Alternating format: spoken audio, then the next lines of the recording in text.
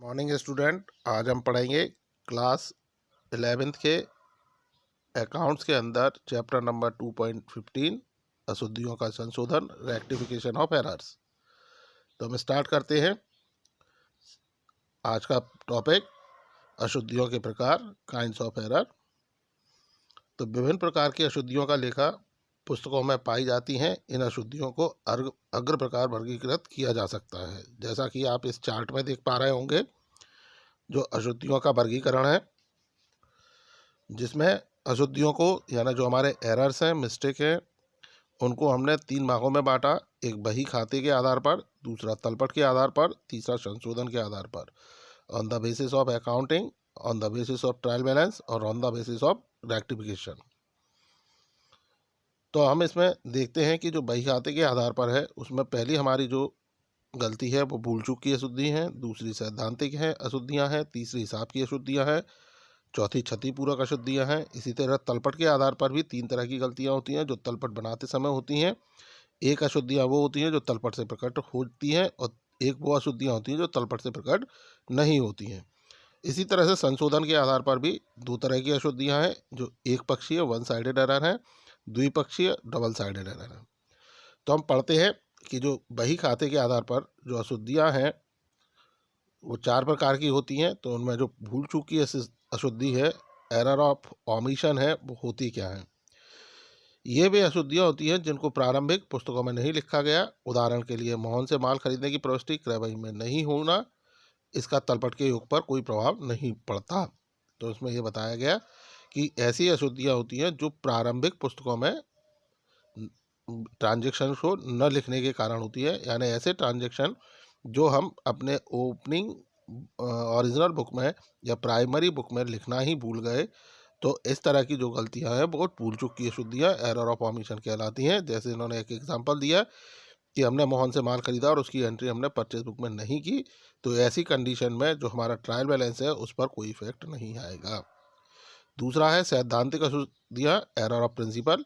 ये वे अशुद्धियाँ होती हैं जिनकी उत्पत्ति बही खातों के सिद्धांतों का पालन न करने पर होती हैं। ये त्रुटियां आमतौर पर पूंजी और आगम मदों में भेद न करने पर होती हैं। जैसे व्यापारिक कार्यालय हेतु फर्नीचर खरीदने पर क्रय खाते में लेखा करना। ऐसी गलतियां भी तलपट पर प्रभाव नहीं डालती। तो उन्होंने बताया कि जो एरर ऑफ प्रिंसिपल है, सैद्धांतिक अशुद्धियाँ हैं, ऐसी अशुद्धियाँ होती हैं जो हमारे अकाउंटिंग के प्रिंसिपल हैं, उनके जो सिद्धांत हैं, जब हम उनको फॉलो नहीं करते हैं, जिस उसके कारण इस तरह के जो मिस्टेक हैं, एरर है, वो होती हैं।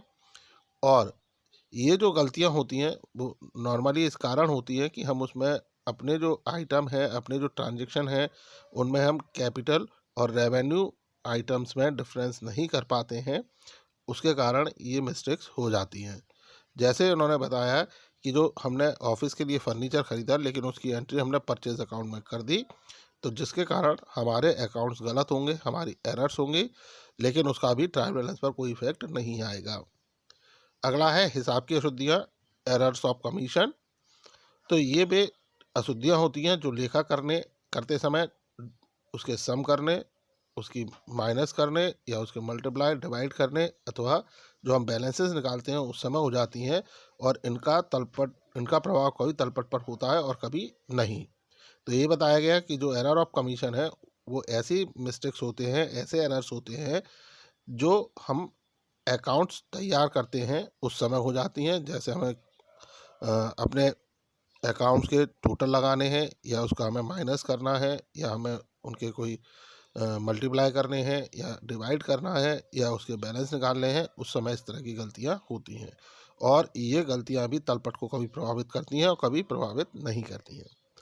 अगला है क्षतिपूरक अशुद्धियाँ, कॉम्पनसेंट्री एरर। ये अशुद्धियाँ वे अशुद्धियाँ होती हैं जो त्रुटि होने पर एक दूसरे के प्रभाव को खत्म कर देती हैं। जैसे एक खाते को गलती से डेबिट कर देना और दूसरे खाते की को गलती से उतनी ही रकम से क्रेडिट कर देना। इन त्रुटियों का तलपट के योग पर कोई प्रभाव नहीं होता। इस प्रकार के त्रुटियों का पता लगाना थोड़ा कठिन होता है।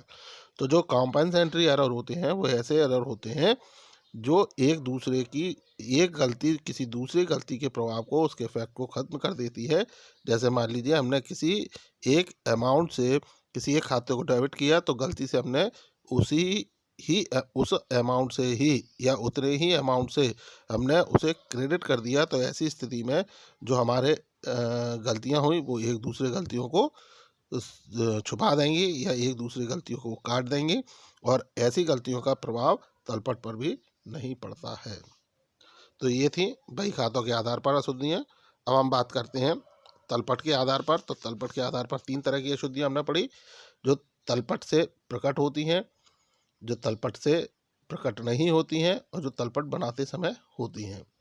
तो इसमें पहला है, जब हम तलपट बनाते समय होने वाली अशुद्धियाँ। जब हम तलपट तैयार करते हैं, ट्रायल बैलेंस अपना तैयार करते हैं, तो उस समय क्या एरर्स होते हैं, यानी errors at the time of preparing trial balance. तो इसमें पहला है तलपट का योग गलत लग जाना, यानी तलपट बनाते समय पहली गलती जो है हमारी, उसका टोटल गलत लग जाता है, या तलपट में गलत शेष दिख जाता है, यानी तलपट का जो तलपट ट्रायल बैलेंस के अंदर जो बैलेंस लिख रहे हैं वो बैलेंसेस गलत हो गए, या जो ट्रायल बैलेंस की में खातों के नाम गलत लिख देना, यानी ट्रायल बैलेंस के अंदर जो अकाउंट हमें लिखने हैं उनके नाम ही हमने गलत कर दिए।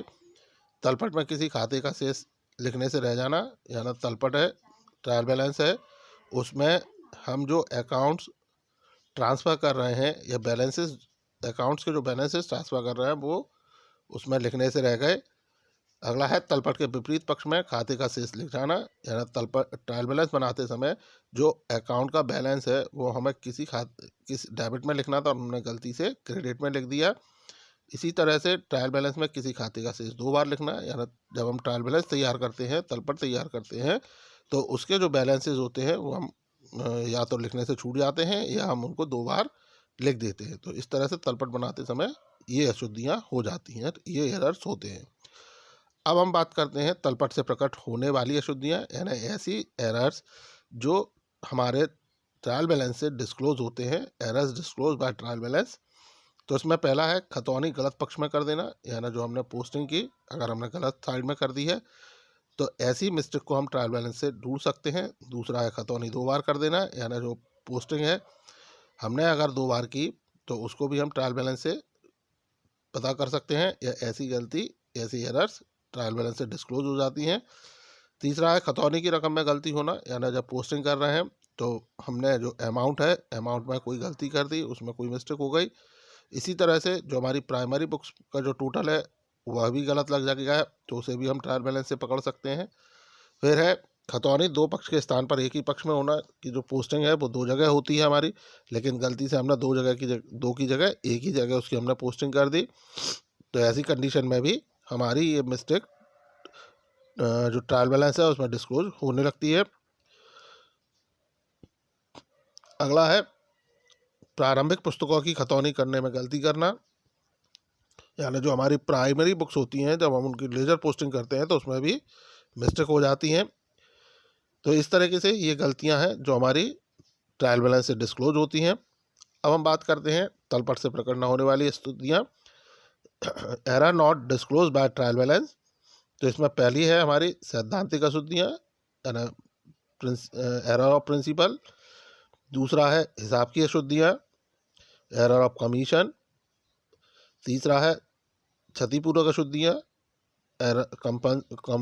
कॉम्पनसेंट्री एरर। और अगला है भूल चूक की अशुद्धियाँ, एरर ऑफ ओमिशन।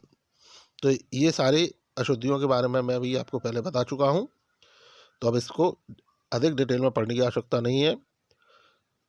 फिर हम बात करते हैं तीसरी, संशोधन के आधार पर अशुद्धियों का वर्गीकरण, classification of error on the basis of rectification. तो संशोधन के आधार पर 2 तरह की गलतियां होती हैं, एक पक्षीय 1 साइडेड एरर, दूसरा द्विपक्षीय अशुद्धियां डबल साइडेड एरर। तो हम बात करते हैं पहले 1 साइडेड एरर की, या सिंगल साइडेड एरर क्या होते हैं।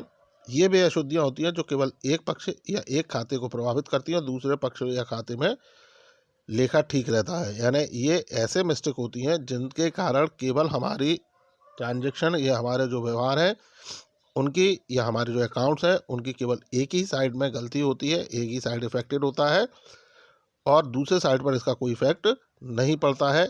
जैसे एक एग्जांपल ले लेते हैं कि जो हमारी क्रय बही है, जो परचेज बुक है, उसका टोटल 200 रुपये कम लग गया है, यानी परचेज बुक का टोटल हमने 200 रुपये कम लगा दिया। तो इससे केवल हमारा परचेज अकाउंट इफेक्टेड होगा, कोई दूसरा अकाउंट इसमें इफेक्टेड नहीं होगा। इस प्रकार की जो एरर्स होते हैं उनके क्या कारण हैं? तो पहला कारण है खातों का योग कम या अधिक लगना, यानी जो हमारे अकाउंट्स हैं उनके टोटल या तो हमने कम लगा दिए या उनके टोटल ज़्यादा हो गए।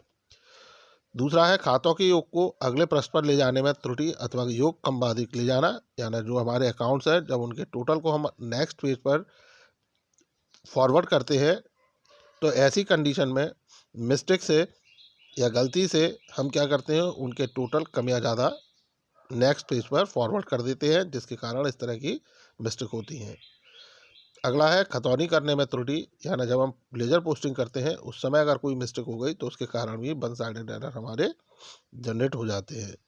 अगला है शेष निकालने में त्रुटि आदि, यानी जब हम अपने अकाउंट्स का बैलेंस निकालते हैं, उनकी बैलेंसिंग करते हैं, तो उस कंडीशन में भी हमारी वन साइडेड एरर जनरेट होती हैं।